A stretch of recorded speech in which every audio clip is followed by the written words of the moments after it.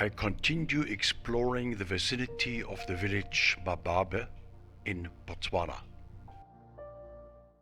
Today is the fourth and last day in the Mababe area. The game drive this morning is again out to the depression, the Mababe depression.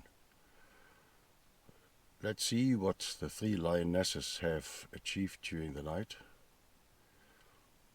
But there might also be other surprises in store for us. Animals which we have not been able to see so far. We saw from the distance some lechwe, but they were too far out to be filmed. So let's be optimistic and get going. And again I come across my old friend with a tear in his ear. For me, saddle-billed storks are the most attractive of the stork family. This is a juvenile stork. The yellow saddle at the start of the bill is still missing. Once this is formed, the stork displays all the colors of the German national flag. I call it, therefore, the German national bird. Mostly foraging next to the water's edge, but rarely sitting on trees. Egyptian geese mate for life. It is therefore not surprising that one sees them mostly in pairs.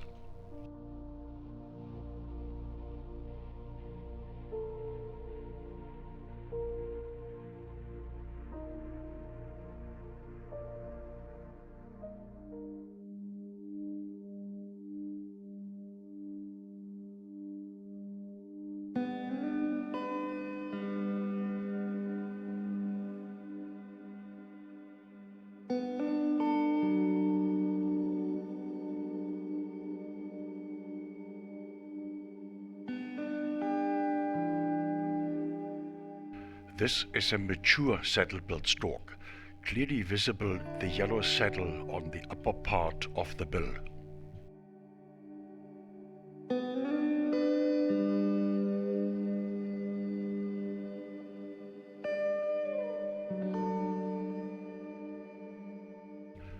The black-headed heron is somewhat smaller than the grey heron, but not less efficient as a hunter. I once saw him killing and swallowing a Karoo bush rat.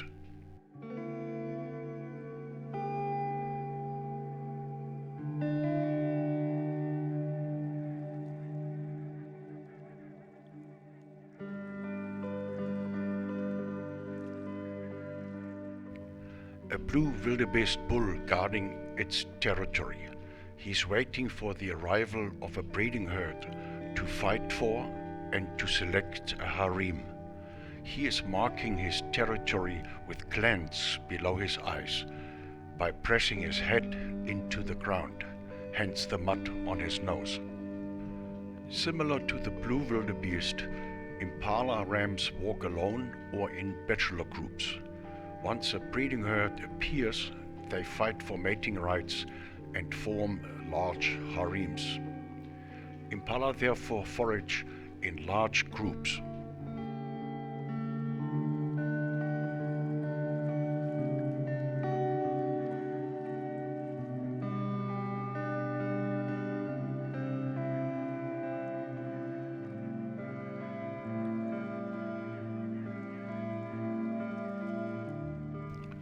The name stands for its size. It is the largest heron Africa's, if not the world. The Mababe Depression is a wetland of sort, with tall grass and reeds. An ideal hunting ground for storks, heron, ibises and egrets.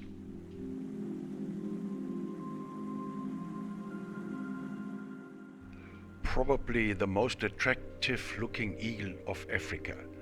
Its call is for me the call of Africa.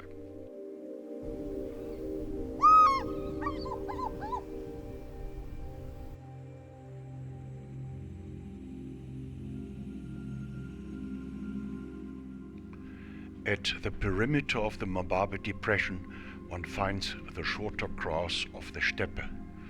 This is the ideal habitat for the Kori Bustard, where it finds the multitude of insects which form its staple diet.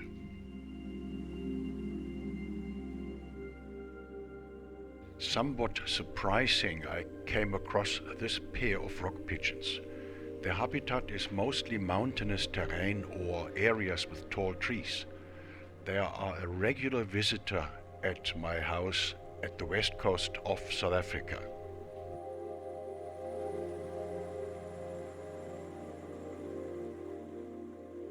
The Namaqua Dove is one of the smallest in Africa.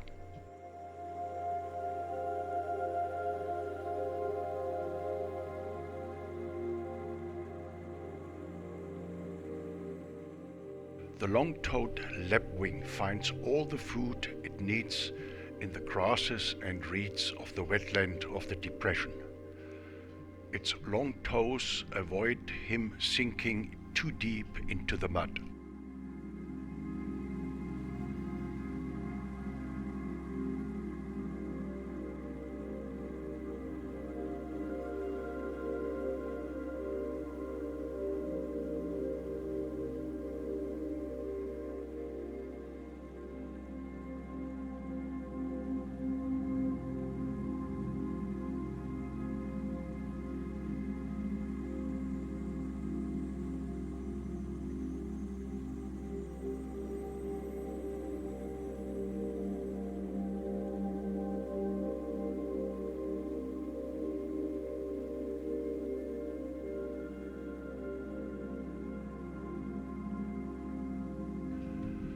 After good rains, the grass is still standing tall and is at this time the preferred food of the elephants.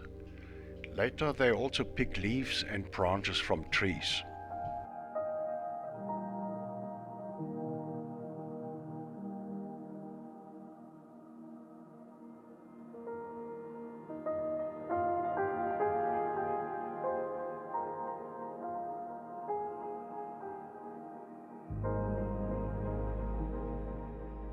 The tail of the Magpie Shrike is about 3 times the body length of this small bird.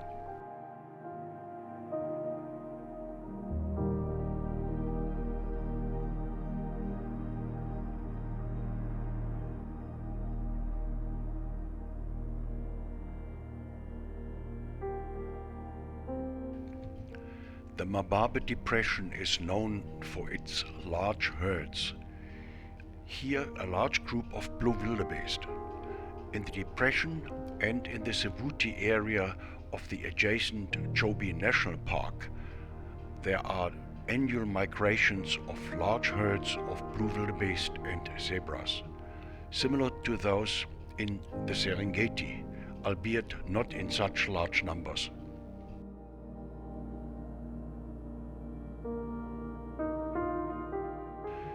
There's a lot of speculation about why this eagle is called Secretarey Bird. Nevertheless, it is a formidable hunter of snakes.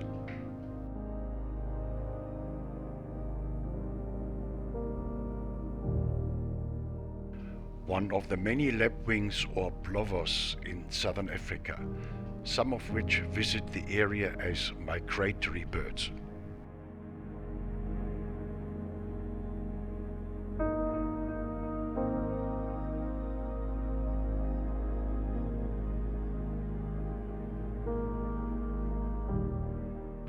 It's a riddle for me why this elephant lost its tail. Maybe as a young elephant it was attacked by lions and only surrendered its tail.